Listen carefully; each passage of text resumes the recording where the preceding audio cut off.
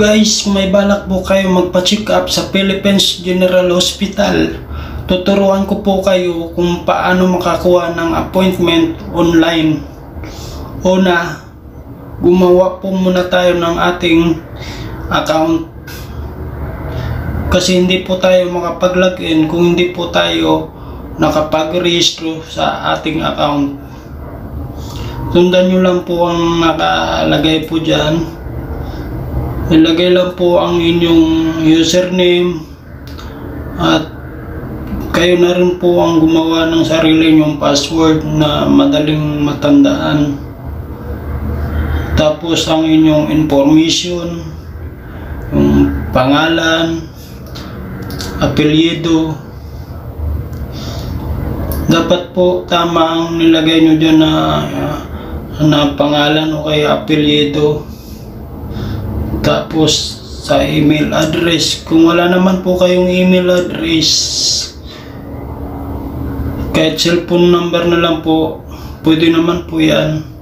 Pero mas maganda, mayroon po tayong email address. Kahit hindi nyo po email address sa mga kakilala nyo. Tapos cellphone number, kung wala naman po kayong cellphone number ng mga kamag-anak nyo. Tapos checkan nyo lang po yung nakamarka po dyan. Tapos sundan nyo lang po. Ganun po. Isip nyo kaagad para hindi nyo na po makalimutan ng inyong password. Yan po, mag-login na po tayo kasi nakagawa na po tayo ng ating account. Ganun na po, nakapasok na po tayo sa ating account. Yan. Pindutin po ang ating update muna po natin ang ating profile kasi hindi po tayo maka-request ng konsultasyon. I-update po muna natin kasi mayroon pang mga dapat lagyan po dyan ng mga kapanganakan. Dapat kumpletuhin po yan para makapasok na tayo kaagad. Tapos reliyon. Ganun lang po kadali guys. Naka-Tagalog naman po yan kasi ang video na ito ay para sa mga kapwa nating Pilipino. Yan.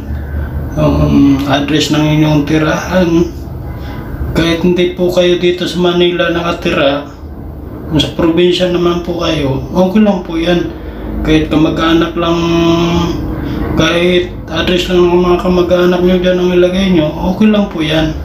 At least nalagyan nyo po ang mga wag nyo pong hayaan na blanco kasi babalik po kayo. Dapat kumpletuhin po yung nakalagay po dyan. Kahit hindi nyo na po basta may lagyan nyo po. Ganon. Tapos ang inyong contact number. Tapos ang inyong in case of emergency. Tapos ang kanyang cellphone number. Tapos yan, checkan nyo po yung nakamarka po dyan. Ganun po, tagumpay na po ang ating pag-update ng ating profile. Ngayon punta po tayo sa request o kahilingan ng konsultasyon.